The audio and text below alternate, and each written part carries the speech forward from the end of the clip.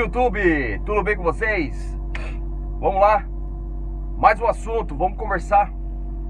Hoje, como vocês viram aí no título, a grande pergunta, né? Pergunta aí que vários pais fazem. Como eu tô indo trabalhar, vocês vão me acompanhar, então vamos junto. Vamos lá. Bom, as pessoas perguntam pra mim, inclusive não, os pais, né? Nelson, qual que é a sua opinião?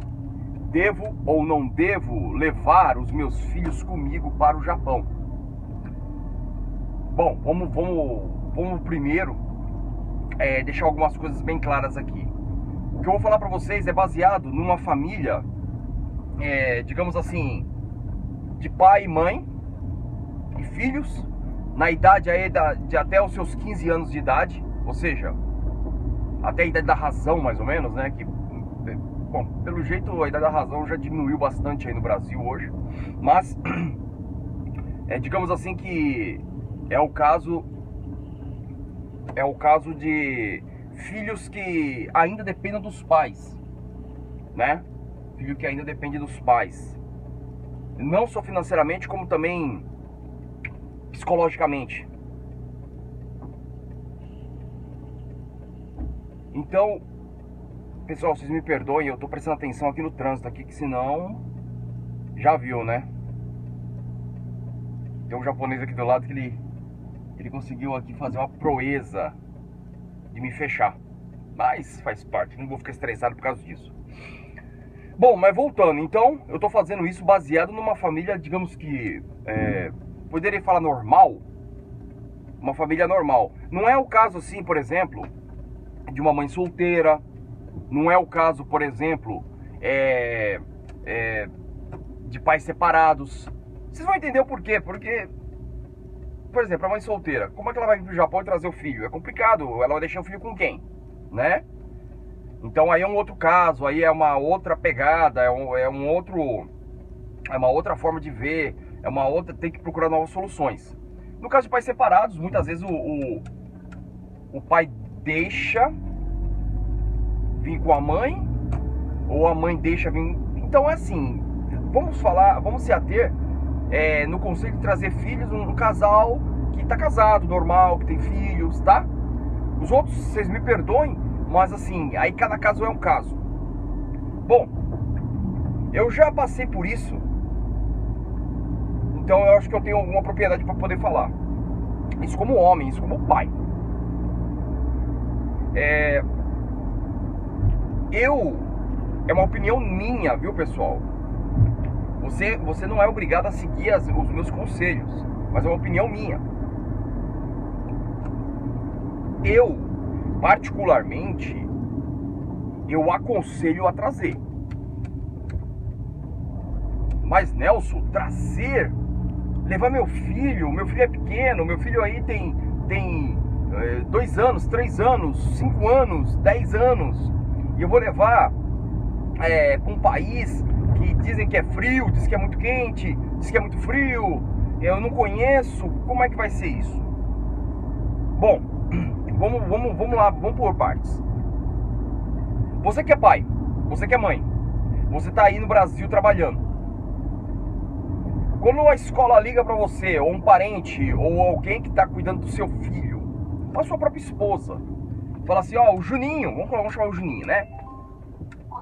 Falou. o Juninho, ele está com febre, ele está passando mal. Isso você estando aí no Brasil. Isso você estando aí no Brasil. Ou no país de origem que entenda a minha língua. Quando falam pra você, você já fica o quê? Com a cabeça quente, ou não fica? Você já fica preocupado, não, vai ter que levar pro hospital. Não, vai ter que... Agora imagina você do outro lado do mundo, certo? Com obrigações a fazer, que você tem que trabalhar. Aí você, como tem WhatsApp hoje, como tem Skype, igual eu sempre falo, como tem redes sociais, as notícias chegam muito rápido. Aí chega pra você e fala assim, ô fulano, ó, o Juninho aqui teve uma febre. Só que você tá 18 mil quilômetros praticamente do Brasil. E aí? Aí sempre tem aquele probleminha, né? Geralmente quando os pais vêm e deixam os filhos, vem o pai e a mãe e deixam os filhos, eles vêm com aquele plano, né? Sempre assim, eu não vou levar o meu filho para sofrer num país novo. Eu já sofri muito na minha vida. O discurso, eu entendo, claro, eu não tô falando mal do discurso, mas é sempre aquele, eu quero dar pro meu filho o que eu não tive. Mas, gente, presta atenção que eu vou falar pra vocês. Eu sou da opinião que família, ela tem que passar o que tiver que passar junto. Entendeu? O aparelhinho tá falando aqui. Eu creio que a família tem que passar junto o que tiver que passar, meu amigo. O que tiver que passar juntos. Por quê? Eu geralmente vejo assim, as pessoas, até os mais antigos, né? Essa geração de hoje também é complicada. Mas eu vejo até os mais antigos falar assim, poxa, o meu pai, ele saía de manhã, voltava só de noite, trabalhava, quase não tinha tempo pra gente, mas trabalhava, final de semana ele tava cansado e piriri pororó, né? Pegava, chamava a gente pra perto e criou todos os filhos. A minha mãe trabalhava também, lutou muito. E você vê uma satisfação no que as pessoas falam. Geralmente é assim, né? Digamos aí que 90% as pessoas têm uma satisfação no pai e na mãe que lutaram, que demonstraram, que fizeram os filhos participar da luta deles. Porque é família. Não adianta você querer esconder algo do seu filho. Por exemplo, eu não vou falar pro meu filho que eu não tenho dinheiro. Tá? Não fala. Na cabeça dele vai crescer assim, o seguinte, meu pai tem sempre dinheiro e ele me dá quando quer. Eu não sou a favor disso. Como eu falei, é uma opinião minha. Vou poupar o meu filho. Poupar? Gente, ele é um ser humano. Ele é um ser humano que amanhã você vai ter que soltar ele nesse mundo de meu Deus aí, entendeu? Nessa selva de pedra. E ele vai ter que enfrentar situações. E se ele, desde criança, ele não tiver uma base dentro de casa, de luta, perseverança, de muita garra, você vai fadar seu filho ao fracasso.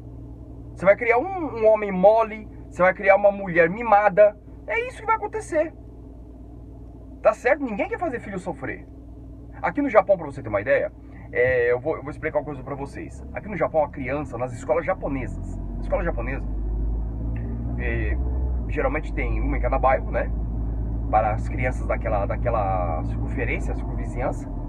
Então, eles aconselham, é proibido na verdade. Eu já tomei bronca da professora por causa disso, já porque pegaram. E eu tava levando minha filha pra escola no inverno, sendo que as crianças têm que ir a pé. Mas o porquê disso? É para que a criança venha desde pequena já adquirir autoconfiança, adquirir força, adquirir, olha sozinho aí, adquirir independência. Então, esse negócio de vou poupar meu filho disso, poupar meu filho daquilo, eu no meu ponto de ver, deixa eu ficar aqui com a cabeça aqui pra cima pra vocês me verem. Eu creio que assim, o filho tem que participar junto com os pais. Óbvio, tem coisas que você não deve falar, tem coisas que, né, problemas conjugais, por exemplo, que possam ser resolvidos, você tem que pegar e resolver você e sua esposa. Mas questões financeiras, porque senão, meu amigo, você vai criar seu filho no mundo da fantasia, não no mundo da realidade. E você tá vindo pro Japão, não é porque... A não ser que você tá vindo a turismo, né? Você tem tudo aí no Brasil, eu vou turistar lá no Japão, vou ficar um tempo trabalhando, eu tenho muito dinheiro, aí é diferente. Mas, se você tá vindo porque as condições não estão legais no seu país, pra cá você tem que deixar consciente seu filho. Bom, segundo ponto, você tem estômago pra ficar longe do seu filho? Você tem fígado pra isso? Porque eu passei por isso. Eu deixei, no caso, o que mais me marcou foi a minha pequena. Por quê? Porque eu deixei ela pequenininha, deixei ela com 3 meses no Brasil e voltei ao Japão. Minha mulher já tinha morado aqui, minha esposa ficou grávida aqui no Japão.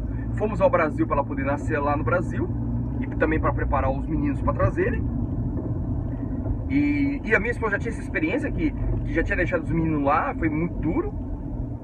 E eu vim pra cá e fiquei um ano, praticamente um ano longe da minha família.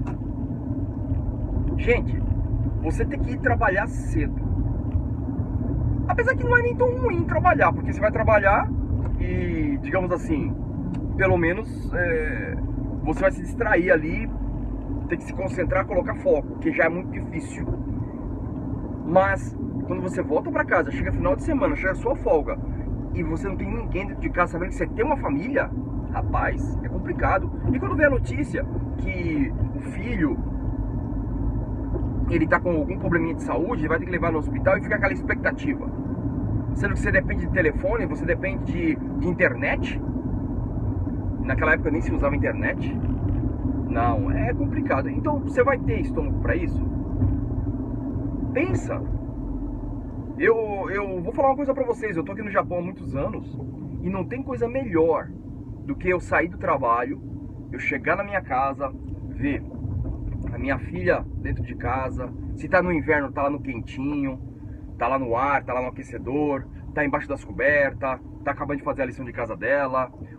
Ver que os meus filhos estão todos bem, embora já sejam adultos, né? Os dois mais velhos já são adultos, mas ver que eles estão perto da gente, ver que estão ali, um é casado, já tem a casa dele, já mora, mas mora perto, mora em outro bairro aqui da cidade.